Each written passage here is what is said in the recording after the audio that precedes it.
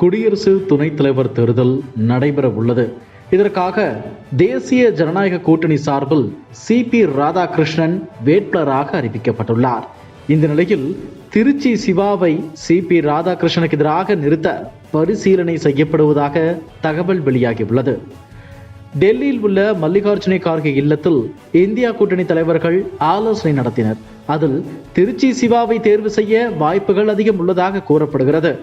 தமிழகத்தில் இருந்து திருச்சி சிவா திமுக மாநிலங்களவை எம்பியாகவும் திமுகவின் மாநிலங்களவை குழு தலைவராகவும் இருக்கிறார். 1996, 2002, 2007, 2014 மற்றும் 2020 ஆண்டுகளில் திமுக கட்சியில் இருந்து மாநிலங்களவை உறுப்பினராக தேர்ந்தெடுக்கப்பட்டார். அவர் மாநிலங்களவையில் பல தனிநபர் மசோதாக்களை கொண்டு வந்தார். அவர் திருநங்கைகளின் உரிமைகள் மசோதாவை 2014 கொண்டு வந்தார். இந்த மசோதா மாநிலங்களவையில் ஒருமனதாக நிறைவேறியது. 1976 அவசர நிலையின் போது மாணவராக இருந்த இவர் உள்நாட்டு பாதுகாப்பு பராமரிப்பு சட்டத்தின் கீழ் ஓராண்டு சிறை தண்டனை பெற்றார். அரசியல் களத்தில் இவரது பங்களிப்பு 1978 தொடங்கியது. அப்போது திமுக மாவட்ட மாணவர் அணியின் அமைப்பாளராக பொறுப்பு வகித்தார். பின்னர் 1982 முதல் 92 வரை திமுக இளைஞரணியின் துணை செயலாளராக பணியாற்றினார். இதைத் தொடர்ந்து 92 முதல் 2007 வரையிலான காலகட்டத்தில் அதே இளைஞரணியின் செயலாளராக பொறுப்பேற்று திறம்பட செயல்பட்டார். மேலும் அவர் திமுகவின் பிரச்சார செயலாளராகவும் துணை பொதுச் செயலாளராகவும் பணியாற்றியுள்ளார்.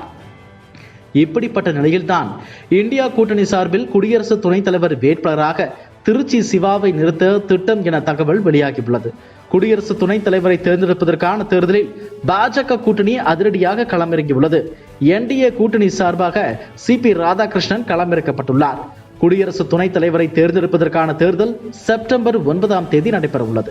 இதற்கான வேட்புமனு தாக்கல் செய்ய ஆகஸ்ட் 21 கடைசி தேதியாகும். தற்போதைய குடியரசு துணைத் தலைவர் ஜெகதீப் தன்கர் உடல் நல காரணங்களுக்காக ஜூலை 21 அன்று பதவி விலகியதால் இந்த தேர்தல் நடைபெறுகிறது.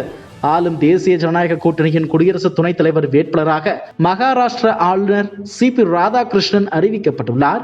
இவரை தேர்ந்தெடுக்கும் முடிவு பாரதிய ஜனதா கட்சியின் உயர்மட்ட முடிவெடுக்கும் அமைப்பான நாடாளுமன்ற வாரியத்தால் எடுக்கப்பட்டது. பிரதமர் மோடி தலைமையில் ஞாயிற்றுக்கிழமை நடைபெற்ற கூட்டத்தில் இதுகுறித்து விவாதிக்கப்பட்டது.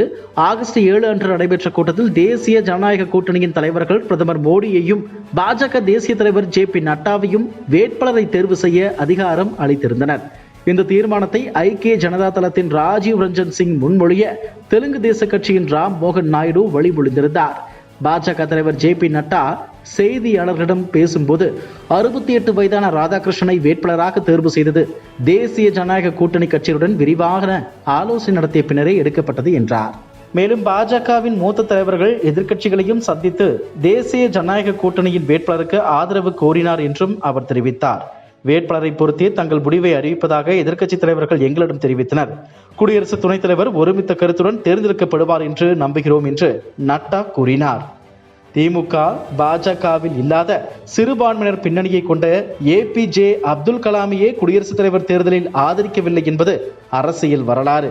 இதனால் என்டிஏ வேட்பாளர் யாராக இருந்தாலும் திமுக அவர்களை ஆதரிக்காது என்பதே அரசியல் வரலாறு. இப்போதும் அதே முடிவை திமுக எடுக்கலாம். இதை மையமாக வைத்து சிபி ராதாகிருஷ்ணனை திமுக ஆதரிக்காமல் போகும்.